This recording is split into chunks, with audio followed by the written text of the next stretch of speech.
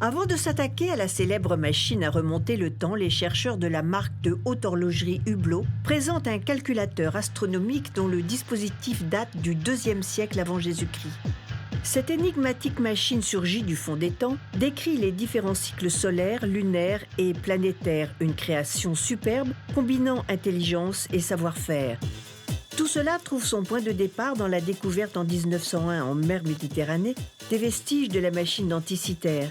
Hublot en ressuscitant le mécanisme met cette mystérieuse complication à l'abri du temps. En 2008, c'est un article dans la presse qui m'a fait découvrir la machine d'Anticythère que je ne connaissais pas du tout. Et 2 mois après, j'étais parti dans les plans et dans la conception de ce mouvement. Il y avait un défi extraordinaire, c'était de mettre ce mécanisme astronomique, le plus ancien qu'on connaisse, à l'intérieur d'une montre et de le réduire à une taille presque portable. La mécanique en général, on nous dit plutôt qu'elle est née dans la Renaissance italienne. On va situer ça entre 1500 et 1700. Et là, on a un objet qui sort de la mer en 1900, découvert par des pêcheurs d'éponges, et qui nous explique l'astronomie avec des rouages assez complexes. Et tout ça est daté de moins 150. Appelé mouvement plutôt que montre, il fait son entrée au musée archéologique d'Athènes aux côtés des vestiges du navire. Alors on a décidé de faire 4 pièces. Pourquoi 4 pièces? Parce qu'une pièce, on a envie de la garder, c'est celle-ci, pour pouvoir l'exposer, pour pouvoir l'expliquer aux gens. Une deuxième est au musée des Arts et Métiers à Paris. Une troisième, et c'est pour moi la plus importante, est au musée archéologique d'Athènes, et elle est dans une vitrine Hublot à côté de justement ces pièces qui sont dans une vitrine d'ailleurs, qui est une vitrine blindée, antisismique, etc., qu'on a offert au musée pour protéger le mécanisme antique. Et puis une 4e pièce qui sera vendue aux enchères courant 2014, et le résultat des ventes sera complètement attribué au musée archéologique d'Athènes et à l'équipe de recherche sur la machine Anticythère. Mais quels sont les rouages de ce dispositif permettant de prévoir les événements célestes? Depuis 2006, les technologies ont permis d'aller voir l'intérieur de ces fragments et ont confirmé l'existence de plusieurs roues, de plusieurs engrenages qui sont à l'intérieur de ces fragments. Et entre les inscriptions, les indications et les composants, les rouages qu'on trouve, on arrive à redéterminer à quoi servait, ce que faisait, ce qu'indiquait cette machine. Et il y a une chose qui n'a pas changé, c'est notre système solaire. Vu que cette machine indiquait le système solaire, on a une chance incroyable, c'est que les planètes sont toujours là, qu'elles tournent normalement à peu près à la même vitesse depuis 2000 ans.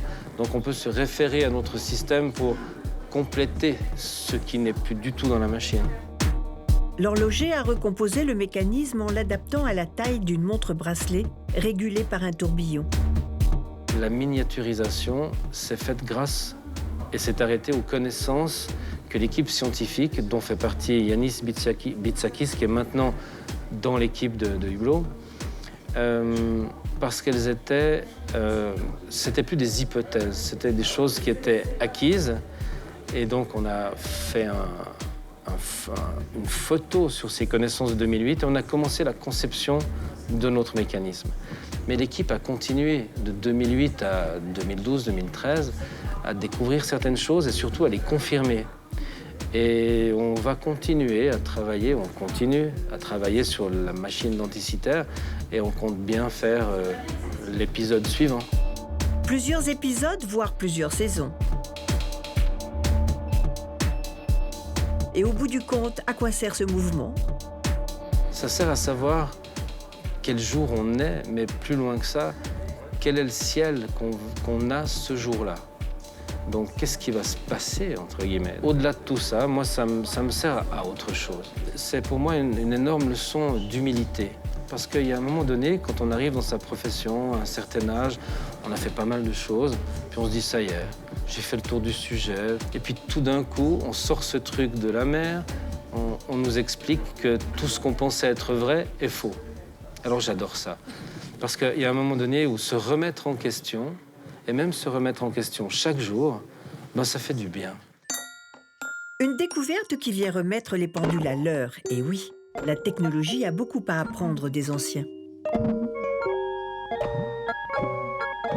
Cette montre permet en fait, en changeant la vitesse du temps à l'aide d'un bouton, permet de diviser par 4 le temps ou de le multiplier par 4. Ça permet de temps en temps, non pas seulement de donner l'heure, mais de se poser vraiment la question, c'est qu'est-ce que je fais de mon temps? Ah, si notre monde chronophage pouvait se calquer sur la cosmographie plutôt que la bureaucratie.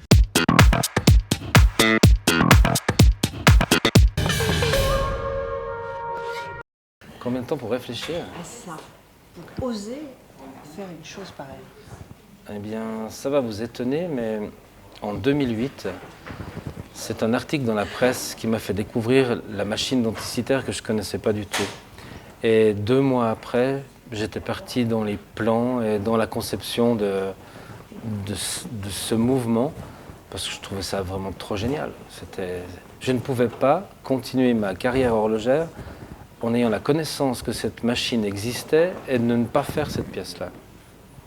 Donc je me suis lancé dans le projet, mais instantanément, même que c'était déjà la crise horlogère, enfin crise mondiale, mais on la sentait bien passer dans l'horlogerie et dans la société que j'avais. Et en 2008, donc j'ai commencé, et on a vu le premier prototype de cette pièce en 2012, donc 4 ans après. Alors, qu'est-ce que c'est Anticiter?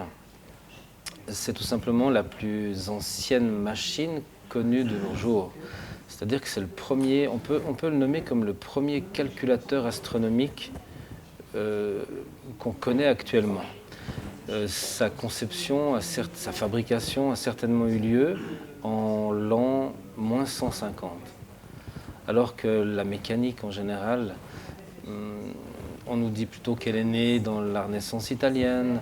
On va situer ça entre 1500 et 1700. Et là, on a un objet qui sort de la mer en 1900, découvert par des pêcheurs d'éponges, et qui nous explique l'astronomie avec des rouages assez complexes. Et tout ça est daté de moins 150. Donc, Anticiter, c'est avant tout la plus ancienne machine qu'on connaisse. Puis pour moi, c'est plus simple. C'est une leçon d'humilité, une leçon de mécanique. J'ai l'impression d'avoir suivi une leçon de mathématiques et de mécanique avec un prof qui avait 2000 ans. Et j'aime bien utiliser ce paradoxe, c'est de dire que pour moi, c'est une nouveauté, mais une nouveauté qui a 2000 ans. C'est assez étrange. Depuis 1900-1901, quand cette machine a été découverte, beaucoup de scientifiques ont déjà fait la démarche de faire des maquettes de l'identique de la machine telle qu'elle existait à l'époque. Alors, je n'aime pas faire ce qui a déjà été fait, passer ensuite, passer en deuxième, en troisième.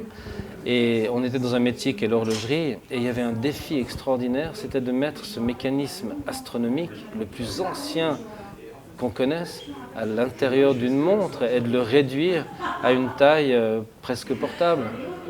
Et ça, c'était un véritable défi. Et ce défi a commencé en 2008 et fini en 2012, et il n'est pas terminé. Il y a 4 modèles de cette montre-là. Oui. Il n'y en a pas plus. Non.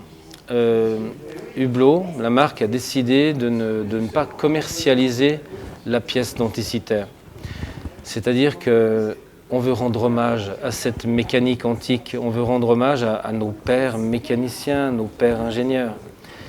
Et ce n'était pas en s'appropriant le mécanisme Denticiter et de le vendre qu'on allait rendre hommage à tout ça.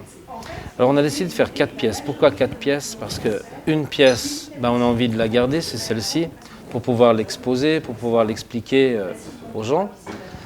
Une deuxième est au musée des Arts et Métiers à Paris. Une troisième, et c'est pour moi la plus importante, est au musée archéologique d'Athènes, et elle est dans une vitrine Hublot à côté de justement ces pièces qui sont dans une vitrine d'ailleurs, qui est une vitrine Hublot, qui est blindé, antisismique, etc., qu'on a offert au musée pour protéger le mécanisme antique. Et puis une 4e pièce qui sera vendue aux enchères courant, on n'a pas la date encore, mais courant 2014. Et le résultat des ventes sera complètement attribué au musée archéologique d'Athènes et à l'équipe de recherche sur la machine anticythère. Alors toutes les pièces que l'on voit là, ce sont les pièces d'origine de cette machine incroyable. Oui. Mais si on les remonte, ça ne marche pas. Non, ça ne fonctionne pas comme ça. C'est-à-dire que nous avons ici des morceaux, des fragments d'une machine. Et puis elle est restée 2000 ans dans l'eau salée, sous le sable. Alors, une partie est perdue, une partie est certainement complètement détruite pour toujours, et les morceaux qui restent sont abîmés, sont usés. Par contre, on voit à l'extérieur des morceaux de rouage, de mécanismes, on voit des inscriptions en grec ancien, on voit des graduations.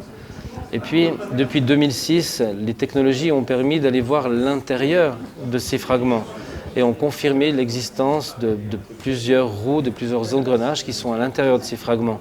Et entre les inscriptions, les indications et les composants, les rouages qu'on trouve, on arrive à redéterminer à quoi servait, ce que faisait, ce qu'indiquait cette machine. Et il y a une chose qui n'a pas changé, c'est notre système solaire. Vu que cette machine indiquait le système solaire, on a une chance incroyable, c'est que les planètes sont toujours là, qu'elles tournent normalement à peu près à la même vitesse depuis 2000 ans. Donc on peut se référer à notre système pour compléter ce qui n'est plus du tout dans la machine. L'équipe scientifique, jusqu'en 2008, a accumulé des connaissances. Évidemment, on déterminait ce qu'indiquait cette machine, combien il y avait de rouages, quels étaient le nombre de dents, les détails. Mais pour une échelle qui était l'échelle de la machine, qui est grande comme une boîte à chaussures, on va dire. Et pour miniaturiser, on ne peut pas juste prendre la pièce telle qu'elle existe et puis arriver avec une machine, maman, chérie, j'ai réduit les enfants, etc. Ça ne marche pas. Comme ça, on est obligé de redisposer les composants d'une façon différente, mais de garder les mêmes rapports et tout ça. Donc la miniaturisation s'est faite grâce et s'est arrêtée aux connaissances que l'équipe scientifique, dont fait partie Yanis Bitsakis, qui est maintenant dans l'équipe de Hublot, on s'est arrêté sur ces connaissances-là parce qu'elles étaient, c'était plus des hypothèses, c'était des choses qui étaient acquises, et donc on a fait une photo sur ces connaissances de 2008 et on a commencé la conception de notre mécanisme. Mais l'équipe a continué de 2008 à 2012-2013 à découvrir certaines choses et surtout à les confirmer. Et on va continuer à travailler, on continue à travailler sur la machine denticitaire et on compte bien faire l'épisode suivant. Ça sert à rien, oui et non, ça dépend le contexte qu'on met autour. Aujourd'hui, effectivement, on pourrait se dire de savoir que demain soir, c'est la pleine lune, ça va me servir à beaucoup de choses, à vous inviter pour un repas aux chandelles, la pleine lune, c'est très romantique.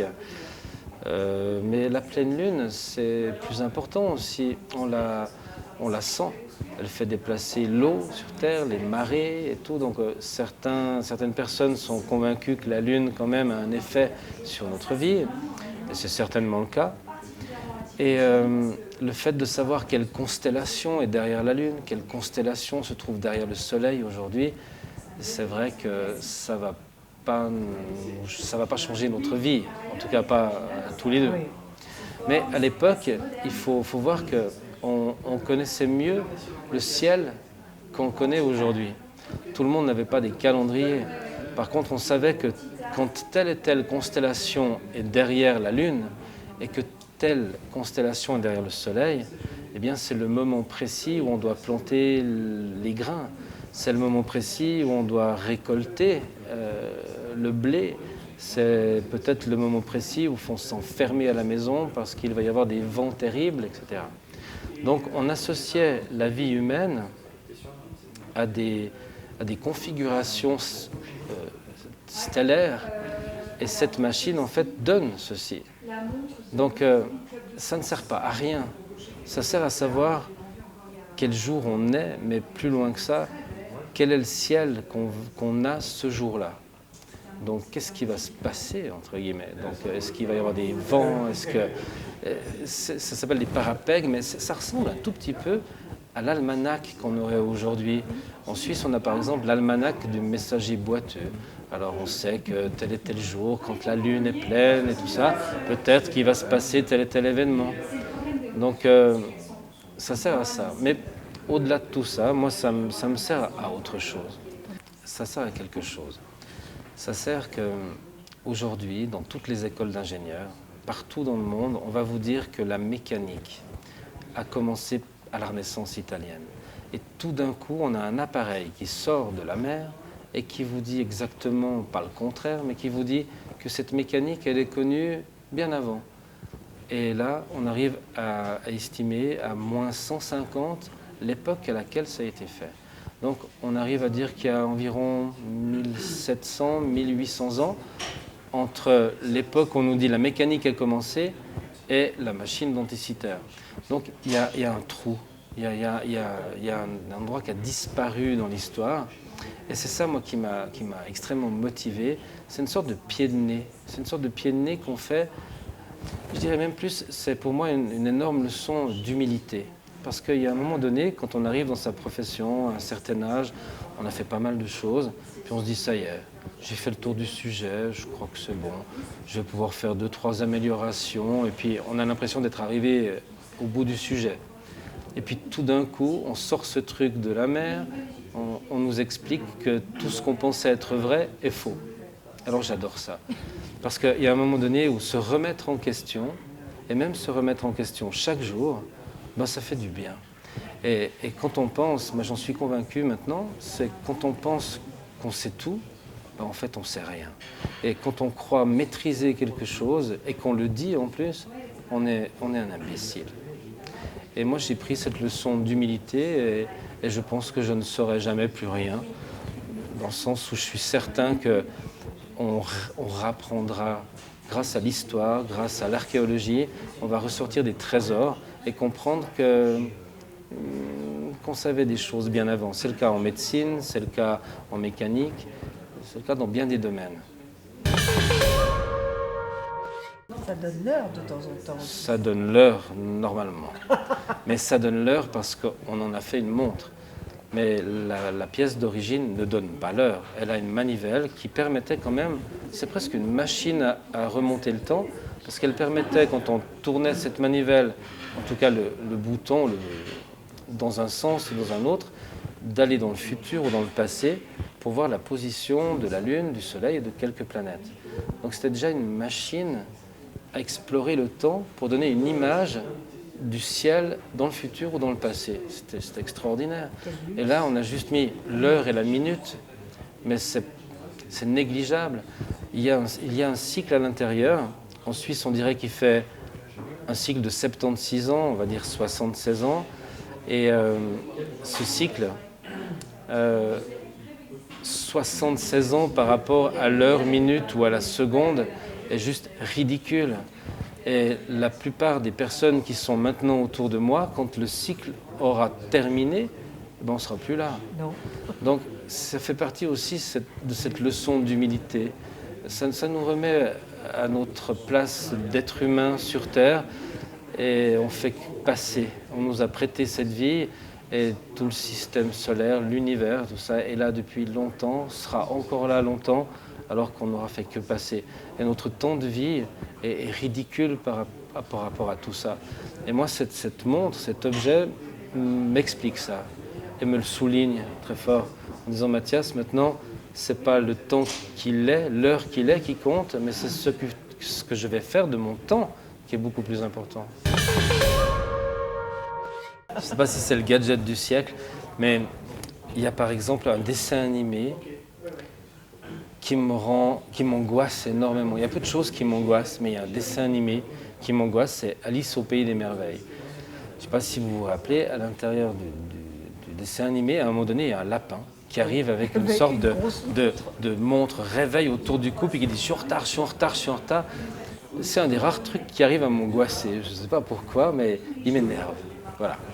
Et je suis toujours en retard. J'arrive jamais à être à l'heure.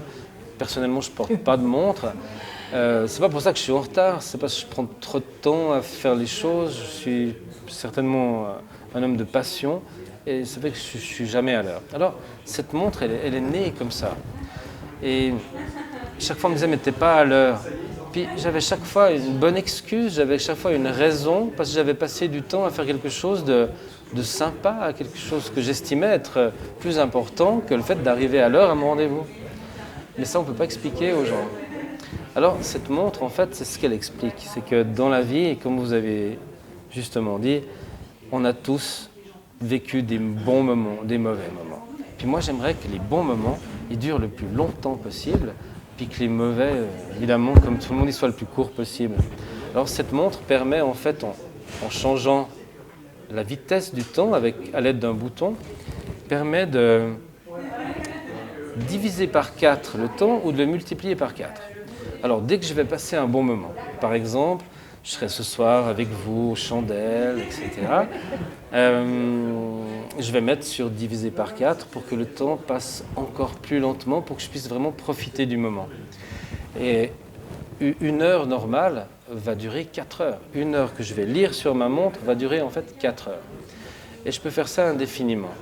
Pour les mauvais moments, style rendez-vous avec quelqu'un que j'aime pas, etc., je vais lui dire, je vous laisse juste 1 heure pour m'expliquer votre histoire. Puis je mets sur 4 fois plus vite, puis en fait au bout d'un quart d'heure, je dis merci, au revoir, et voilà. Et en fait, vous allez me dire, mais ça sert à quoi? Ça sert à rien. Il y a quand même une option de remettre le temps normal, et les aiguilles, heure et minute, se déplacent à toute vitesse et reviennent instantanément sur l'heure qu'il est maintenant réellement, sans avoir perdu de temps. Donc on peut appeler ça en horlogerie une rattrapante d'heures et minutes. Ça équivaut à avoir une mémoire mécanique du temps. Alors ça a l'air simple comme ça, puis en fait ça en fait une complication assez difficile à réaliser. Et puis de nouveau, c'est ce que je disais tout à l'heure, ça permet de temps en temps, non pas seulement de donner l'heure, mais de se poser vraiment la question, c'est qu'est-ce que je fais de mon temps?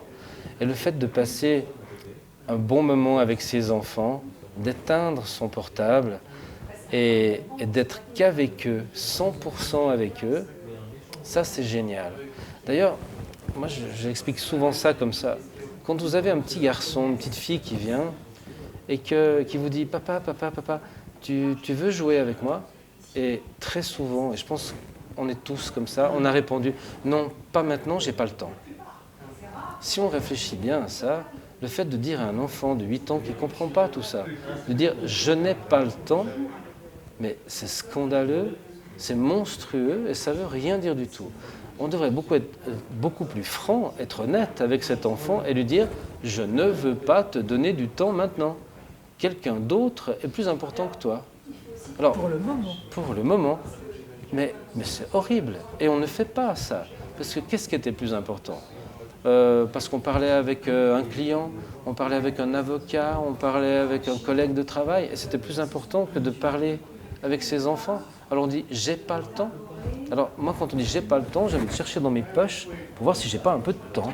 Alors c'est pas quelque chose de concret, donc de toute façon notre rapport avec le temps, c'est ce que l'on veut en faire. Donc de dire « je n'ai pas le temps », c'est n'importe quoi. On devrait dire « je ne veux pas vous donner du temps ». Qu'est-ce que votre mère a mis dans votre bureau petit? Je sais pas trop. Mais ça aurait pu être certaines boissons qu'on trouve dans le canton de Vaud ou en Valais, en Suisse. Certaines sont aromatisées, on va dire ça comme ça. C'est possible. Et comment vous êtes tombé dans cette passion de la mécanique? Complètement par hasard, parce que je cherchais du travail. Puis il y avait de la lumière dans une usine d'horlogerie. Et puis je suis tombé dedans, voilà, c'est tout. Puis j'ai trouvé ça assez sympa. J'ai eu l'occasion, dans mes premiers travaux dans l'horlogerie, sans citer de marque évidemment, de faire des choses exceptionnelles parce que je suis arrivé au bon moment, au bon endroit, et ça m'a permis de faire des complications qui n'existaient pas, dont le marché avait besoin. Et puis comme j'étais au bon endroit, ben, on a fait ces complications, puis petit à petit, ben, j'en ai fait pas une signature, ni une vocation, mais je dois dire que j'ai pris une spécialité, j'ai pris énormément de plaisir à le faire à chaque fois. Et vous en prenez encore? Et je vais encore en prendre, ouais. Et ce qui est drôle, en fait, c'est que je regretterai toujours une chose. Moi, j'ai 5 enfants, mais je regretterai toujours une chose, c'est de ne pas d'avoir pu les faire moi-même. C'est-à-dire enfanter, tout simplement. Ouais.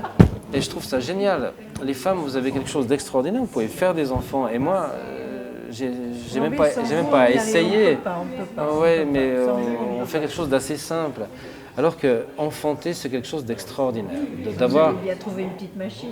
Non, parce que c'est pas une machine qui fait ça. On est bien au-delà de tout ça. Mais je veux pas dire que je vais compenser et que je fais l'équivalent parce que c'est beaucoup plus simple de faire ça. Mais je pense que quand un concepteur, quand un artiste fait quelque chose, il fait cette création avec le sentiment que ça sort de lui, et on dit d'ailleurs ça sort de ses tripes, etc.